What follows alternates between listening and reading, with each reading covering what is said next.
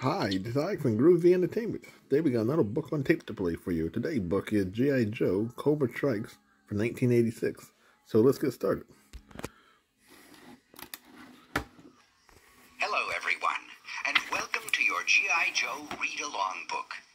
Every time you hear this chime, it means it's time to turn the page in your storybook. Now, if you are ready, we will start Cobra Strikes. Don't forget to turn the page every time you hear the chime. All right, let's begin. As the sun rose over the Manhattan skyline, another lazy Sunday morning began. Out on the Hudson River, a specially chartered sightseeing ferry boat filled with UN dignitaries was on a breakfast cruise. All seemed peaceful and calm. But this was no ordinary Sunday morning in New York. The evil forces of the worldwide terrorist group, Cobra, were at work. The door to the ferry's wheelhouse crashed open, and a masked terrorist leveled an automatic weapon at the captain. "Don't move," he ordered. Who are you? Stammered the frightened captain. I am called Firefly, Answered the terrorist. Your ship and passengers are in the hands of Cobra. I've rigged explosives in a dozen places. One false move, and I'll send you all to the bottom. The captain nodded nervously. Well, I'll do whatever you say. Anchor the boat in the middle of the river. Firefly ordered. Once the captain had obeyed, the mysterious terrorist took out a radio and spoke into it. Cobra Commander, the boat is under my control. We have the hostages we need. Aboard the Cobra hovercraft Water Moccasin, Cobra Commander smiled as he listened to Firefly's report. Excellent! Excellent! He hissed, then turned to Copperhead, the pilot of the hovercraft. The siege of New York has begun. Hit me to Liberty Island. Using the Statue of Liberty as my headquarters, I'll be able to direct the takeover of the city. Then I'll demand $100 million. The biggest ransom the world has ever paid. The Water Moccasin sped off, followed by Cobra hydrofoils. Minutes later, the invasion of New York City began, with Cobra Commander ordering, There is no time to waste. Kill anyone who resists. Hour after hour, cannon blasts and machine gun fire rocked the island of Manhattan. Everyone was caught off guard. The battle was a brief one, and a short time later, Cobra Commander had established his headquarters in the top of the Statue of Liberty. Cobra Commander immediately issued 2 orders. Fortify the island. Then contact Major Blood, Destro, and Barbarianus. I want them here at once. Major Blood was ready when the call came from Cobra Commander, and he told his men, Get the tanks out of the warehouses and into position. Our job is to block all the tunnels leading into the city. That'll seal up Manhattan Island tighter than a bottle. At the same time, caravans of trucks came to screeching stops in the middle of the George Washington Bridge, connecting New York with New Jersey. The driver of the lead truck jumped out. It was Destro. He shouted to the Cobra troops who were pouring out of the other trucks. Block all lanes. Get the men into position. Don't let anyone in or out of New York. In a television studio in downtown Manhattan, a female guest on a morning talk show made a startling revelation. She pulled off her blonde wig to reveal her true identity to the TV audience. She was the Baroness, Cobra's top secret agent. As she drew a gun on the startled host of the show, she announced to the cameras, Cobra has taken over New York. We have UN dignitaries as hostages. Until our ransom demands are met, the city is in our power. Anyone found on the streets will be shot. Resistance is futile. New York's law enforcement agencies were helpless. The entire city was caught in the coils of Cobra. Only one team could break Cobra's stranglehold. That team was the elite counter-terrorist strike force, codenamed G.I. Joe. At the G.I. Joe underground headquarters, called the Pit, all units were on standby alert, as always. Hawk, the G.I. Joe commander-in-chief, assembled his forces into strike teams, and within hours of Cobra's ransom demand, G.I. Joe was ready to launch a counterattack. Hawk reviewed his last-minute instructions to his men. You all know your assignments. Rescue the UN delegates first. Once they're safe, move lightning fast with our plan. Transports are now waiting to take you to jumping-off points along the coast. Good luck. Aboard the ferry, Firefly was scanning the harbor for approaching ships. It never occurred to him that an attack might come from beneath the waves, where at that very moment, the G.I. Joe underwater specialists, Torpedo and Deep Six, were making their way to the ferry. Undetected, they boarded the boat and removed their diving gear. Armed with automatic machine guns, they headed topside and burst into the wheelhouse. G.I. Joes! Screamed the terrorist. You'll never catch Firefly!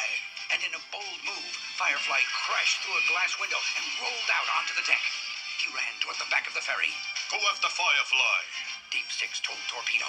I'll radio Wild Bill and Flint to come in with the helicopters. Finding Firefly was like looking for a ghost. At last, Torpedo caught sight of him speeding to safety on a jet ski. So long, G.I. Joe! Mocked Firefly. I triggered explosives on the ferry before I abandoned ship. You've got 5 minutes to live.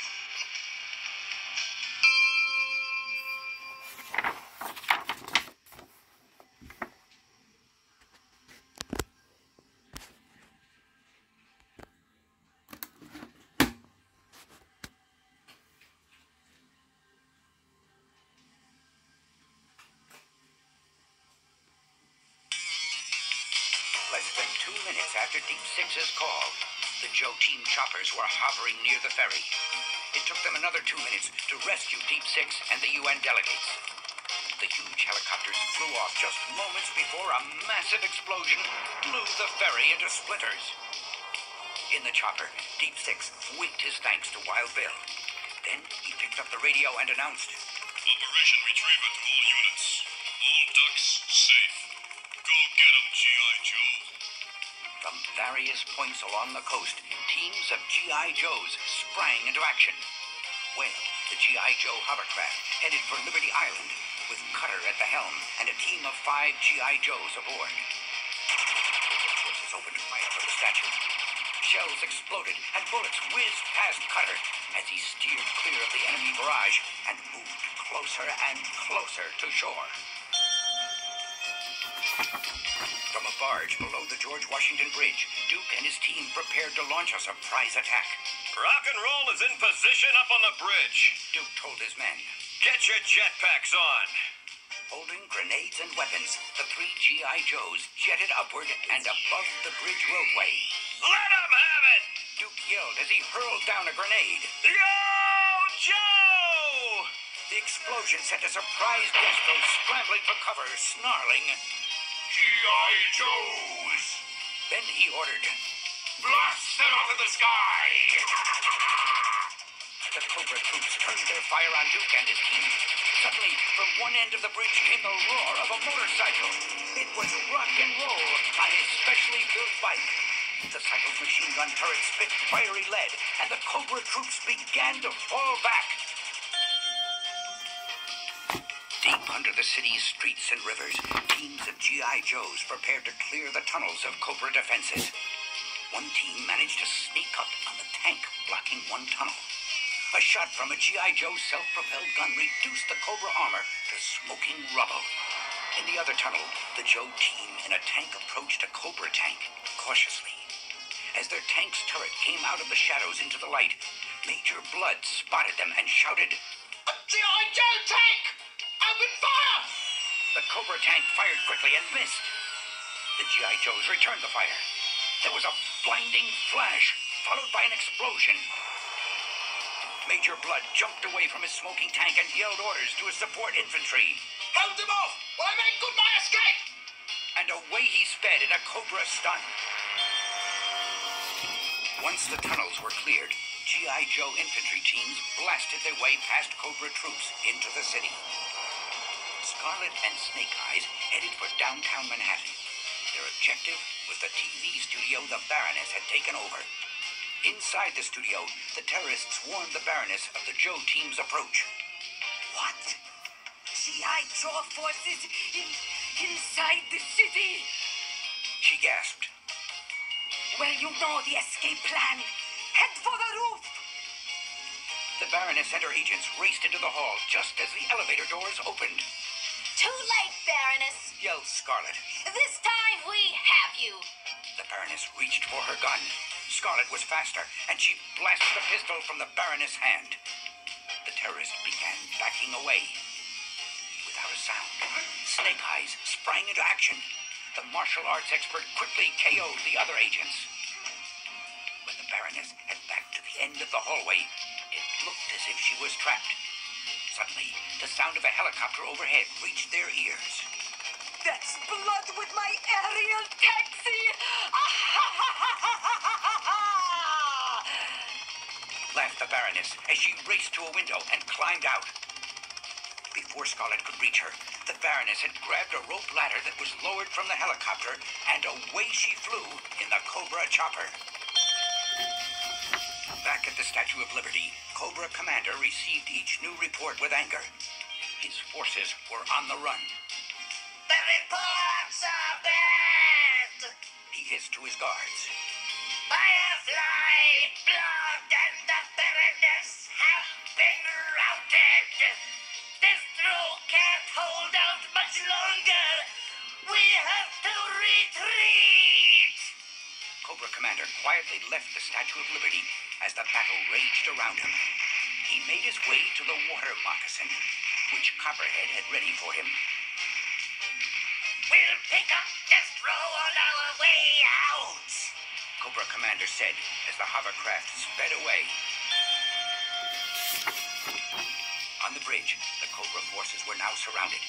Duke and his team had dumped their jetpacks and joined Rock and Roll on one end of the bridge, while another G.I. Joe team joined the battle at the opposite end. The fighting was fierce. There's only one way out. Destro grunted as he pulled a hang glider from a Cobra truck. And attaching it to his body, he leaped off the bridge toward the water below. But even before he hit the water, Cobra Commander and Copperhead were already there, waiting to pick him up in the water moccasin.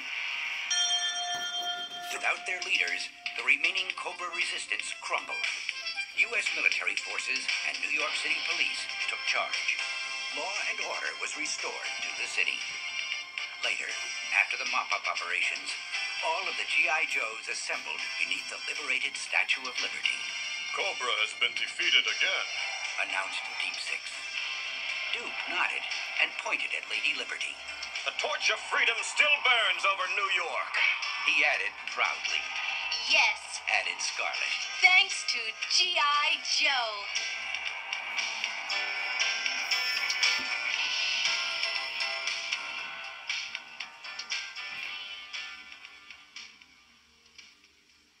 So that was G.I. Joe Cobra Strikes for 1986. So if you like, subscribe, share, and comment, and have a good every day. And our next book will be My Little Pony, The Dance Recital.